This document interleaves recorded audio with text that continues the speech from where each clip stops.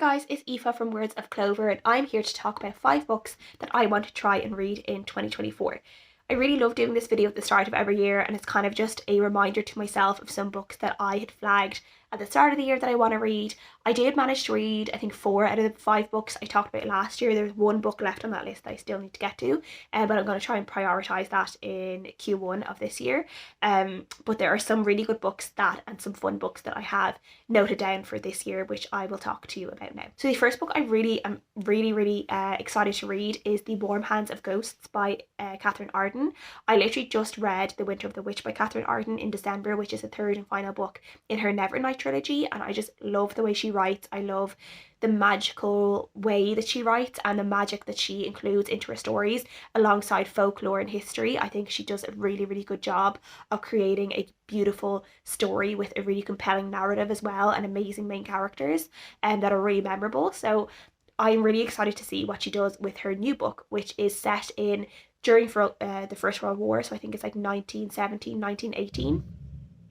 And we are following a brother and we're following a sister who are both involved in the war in some way. The sister is, I think she originally is a nurse, and then she ended up going back home and she gets a note saying that her brother is dead. But there's some reason behind that she feels like something isn't quite right, or she just doesn't believe that he's actually dead. And she hears about something, I think in Belgium, where people have given wine to soldiers that kind of makes them come back in a way, or like there's something around ghosts or a little bit like a magical otherworldly like kind of thing going on, and which would suit in terms of like what I know about Katherine Arden's writing. She likes to kind of bring a little bit of magic into her writing, so I think she's maybe doing that with this one, I'm not sure. But in the other perspective we are following, I think, is a year in the past, or in a little bit in the past, and we are following the brother and the brother's experience as a soldier in the war, and I think we're kind of seeing what really does happen to him, and how I guess everything kind of connects together.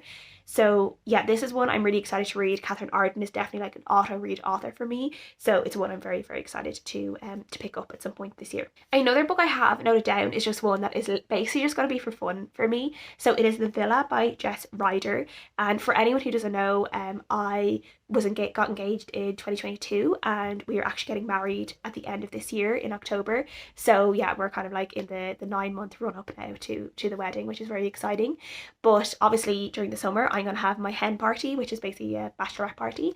And this book is an Irish book, and it's following a hen party, but 3 years previously, at her hen, this bride who's called Aoife died at her hen, and I think they never found out what happened. And now it's 3 years later, and the hen party, like people, all the girls who went to that hen party are now back in the scene of the crime, basically where the murder happened. And I think they're trying to figure out what actually happened. Like, I presume is like, did someone in the party kill Aoife? And kind of seeing how that, like, all ends up. And I just saw this and I was like, there's no way I can't read this like before my own hen, or like the year that I'm getting married. Like, this is definitely something that I definitely want to read. First of all, because you never really see an Aoife in a book, so that's very exciting. And number 2, hens and weddings and everything, so it all just like comes together very well. I definitely do want to do maybe a themed reading vlog at some point during the year before the wedding, of reading like books about weddings in different ways, just like fun ones or like thrillers or something like that. So let me know if you'd be interested in that. I just think it'd be really fun for me just to kind of keep the momentum and excitement going towards the big day. So yeah, that'd be something fun for me to do. But yeah, this is definitely something that I'm excited to read, because I think it would just be really funny. Next one I want to read is historical fiction. I think this came out last year, and it's been one I've just had on my NetGalley shelf, and I've heard really good things about it, and it's one I really want to read. And that is For Thy Great Pain Have Mercy on My Little Pain. And I actually think this is a shorter book. I don't think it's a full novel. Though I could be wrong in thinking that. I feel like I saw somewhere, or maybe I saw a physical copy of it that seemed very small. But this is set in the 1400s, and we are following 2 different women.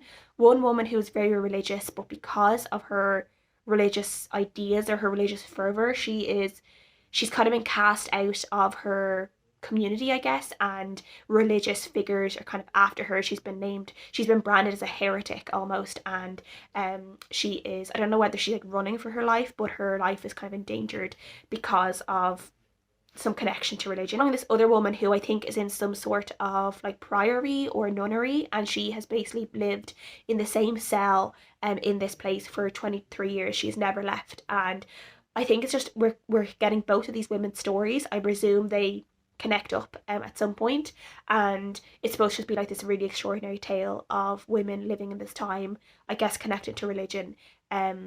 But I don't really know too much other than that. But it's one that I've heard amazing things about, and it just from the historical fiction side is one that's like tick tick tick for me. So I'm really hoping to read it and to really really love it.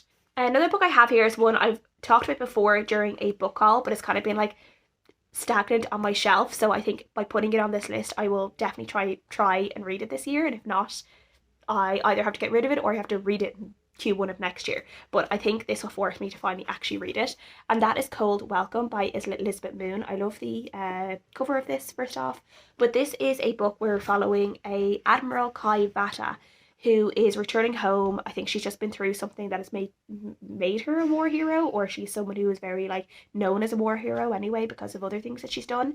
And on her way home, her shuttle is basically, I think it's sabotaged, and she ends up crash landing on this planet, and this hostile planet. I guess from the looks of it, it's like snowy and watery and snowy and icy. So obviously not somewhere that is habitable for to survive, or like it'll be hard to survive there. So I think we're following her as she is basically fighting to survive on this planet.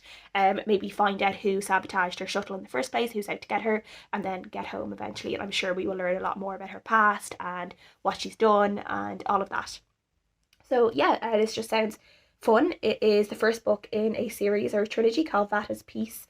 So yeah, I'm looking forward to reading this and getting it off my like TBR shelf at some point. Another book is one that I also talked about in a book haul recently, and it's one I picked up in like a library kind of like a book sale. Like it was like 50 cents for a book, and it's like good price for such a chunky book, and that is Kushiel's Dart by Jacqueline Carey. This is a kind of older fantasy book that I've heard quite a lot about over the years. When was this originally?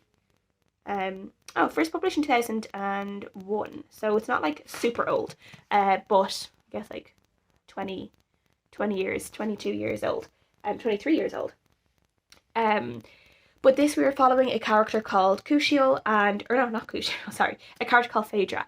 We are following a character called Phaedra who is kidnapped or taken as a slave from where she's from when she is young, as a child, and she is brought to the house of this nobleman, and she's trained in like education. It says she's trained in history, theology, politics, foreign languages, and the arts of pleasure. So she's kind of like a talented spy and an exquisite courtesan. But then she ends up kind of uncovering or stumbling upon this plot to invade her homeland, and obviously this is terrible for her. She doesn't want this to happen, so she has to figure out what to do. So I think during this book she escapes with the help of someone else, and this is basically her journey back to her homeland to tell her people that there's going to be an invasion happening and to try and help them. As here at the back, it is a novel of grandeur, luxuriance, sacrifice, betrayal, and deeply laid conspiracies. It's a world of cunning poets, deadly courtiers, deposed rulers, and a besieged queen, barbarian warlords, heroic traders, and a truly unscrupulous villainess, all seen through the eyes of one unforgettable heroine. And that sounds pretty good to me. But I've heard really good things about this book, and I think it's a trilogy. I think there's 2 books after this one as well. So if I like it, I have another couple of books to pick up and read. But yeah, this is a chunky one, so it'll probably take me a while, but it's definitely one I want to try and pick up this year. So those are 5 books for me for 2024. Please let me know if you guys have read any of these, if you'd recommend them, if you'd not recommend them. Are there any books that you're trying to prioritize for 2024 as well? I would love to know. Thank you guys so much for watching as always, and I'll see you guys again next time.